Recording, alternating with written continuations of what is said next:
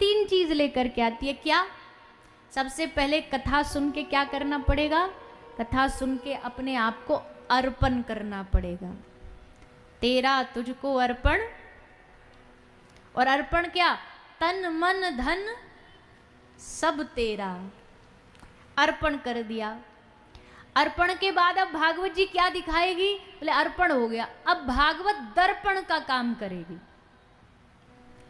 दर्पण क्या करता है? शीशा क्या करता है? हमको हमारा चेहरा दिखाएगा, हमारा स्वरूप दिखाएगा। कैसे लग रहे हो आप?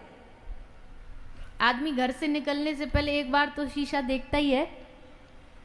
शीशा देखेगा, शीशा देख करके उसमें लगा, अरे नहीं हमारा तो काजल खराब हो गया, हमारी तो तिलक टीका खराब हो गया, हमारे तो मुंह पे कोई लाल बिंदी का दाग आ गया, काली बिंदी का दाग आ गया। अच्छा, काली बिंदी का दाग यहाँ लग रहा है, दिख गया शीशा में, अब क्या करोगे उसको? ऐसे ही देख लिया, अच्छा नहीं नहीं छोड़ो इसको, हम लेट हो रहे हैं, कह के कथा में आ जाओगे? बोलिए ना, साफ करोगे कि नहीं करोगे? करेंगे ना। दिख गया तो करेंगे, नहीं दिखे तो अलग बात, पर दिख गया तो करेंगे। अब भागवत दर्पण है। दर्पण क्यों है? बोले 7 दिन तक ये आपको अपना चेहरा दिखाएगी। बोले देखो कैसे हो आप, कैसे हम देव जैसे हैं कि दानव जैसे हैं, मानव जैसे कि राक्षस जैसे हैं, कौन सा दुर्गुण है कौन सा गुण है, सब भागवत जी दर्पण शीशा बन के हमको दिखाएगी। मारवा। अब जब हमने देख लिया, हमें पता लग गया कथा सुन के, हमें ये एक जगह थोड़ा सा दाग लगा है, हम कालिक लगी है थोड़ी, अब क्या करेंगे? हम उसको वहीं छोड़ देंगे या साफ करेंगे? करना चाहिए कि नहीं साफ? यानी 7वें दिन तक आते आते हमें प्रयास करना है, उन सब धब्बों को ढूंढना है। या भागवत जी ढूंढवाएंगी, ढूंढना भी नहीं पड़ेगा, दिखाएंगी शीशा बन दर्पण। और भैया ये दर्पण कभी झूठ नहीं बोलता। शीशे की एक खासियत है, शीशा झूठ नहीं बोलेगा, शीशा किसी की चापलूसी नहीं करेगा।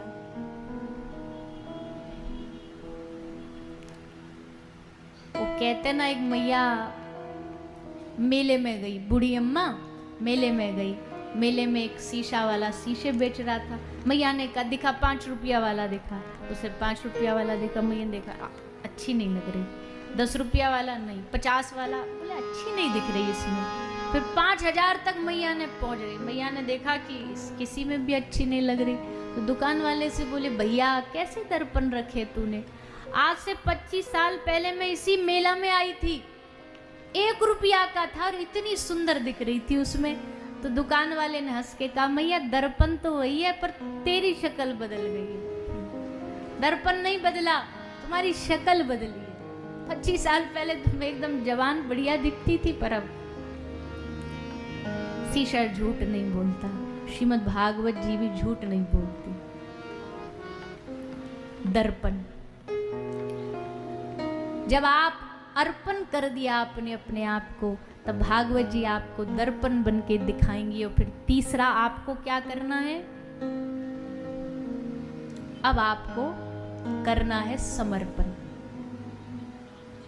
अब समर्पित हो करके जब भगवान के चरणों में आप बैठ जाओगे, समर्पित होके जब भगवान से आप कहोगे कि हे प्रभु, ये 7 दिन नहीं, मेरा सारा की सारा जीवन आपके लिए ही है, आपके चरणों में ही है। ये नया साल कथा से शुरू हो रहा है, प्रभु ऐसी कृपा करना, इस वर्ष क्या जीवन का कोई एक दिन भी आपकी कथा सुने बगैर बीते नहीं। हर दिन कहीं ना कहीं कान में आपकी कथा जाए, हर दिन आपका नाम जप कर सके।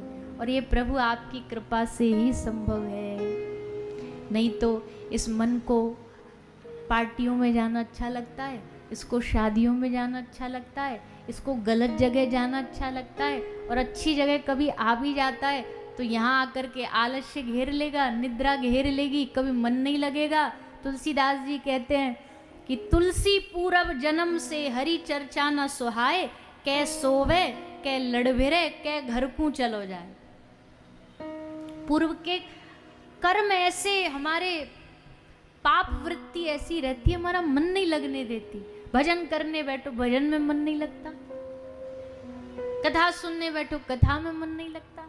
कथा में आके बैठे कोई हमें जरा सा कह दे, अरे ये कथा सुनने की क्या जरूरत है, ये सब तो, ये कथावाचक ये तो अपना घर चला रहे हैं कथा करा करा के, ये तो इनका धंधा पानी है, तुमको क्या मिलेगा। हाँ सही कह रहे हो, आते आते रुक गए कथा में से, चूक गए मौका। सोचो हम कितनी बार जीवन में मौका चूकते हैं, कितनी बार मौके को, अवसर को चूक देते हैं। सामने खड़े हैं भगवान हमारे, सामने हमारे भागवत आई मतलब भगवान ही आए। आप ये मत समझना कोई किताब आई है आपके शहर में, भागवत आई है मतलब साक्षात श्री हरि आए हैं, और फिर भी हम मौका चूक रहे हैं। ये मौका, ये अवसर चूकना नहीं चाहिए, इसको पकड़ लो। समझदार वही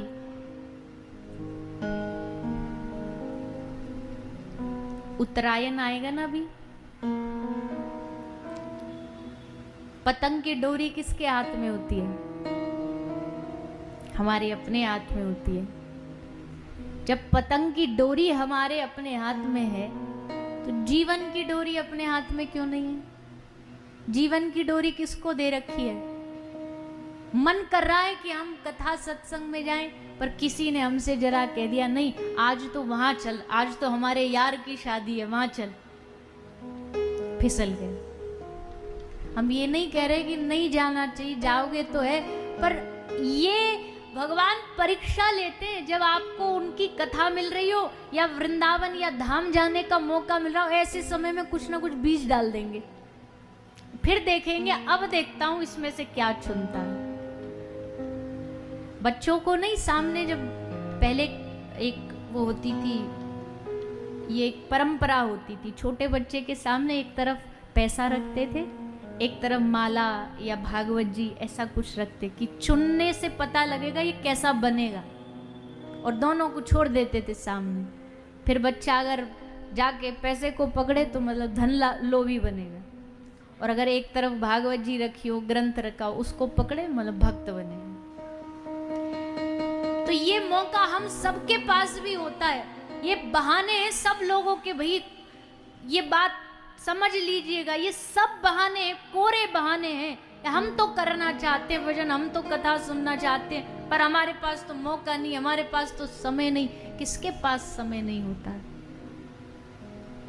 समय समय समय गया कहाँ। कबीर बाबा ने कहा, श्री कबीर दास जी ने, कहाँ गया समय।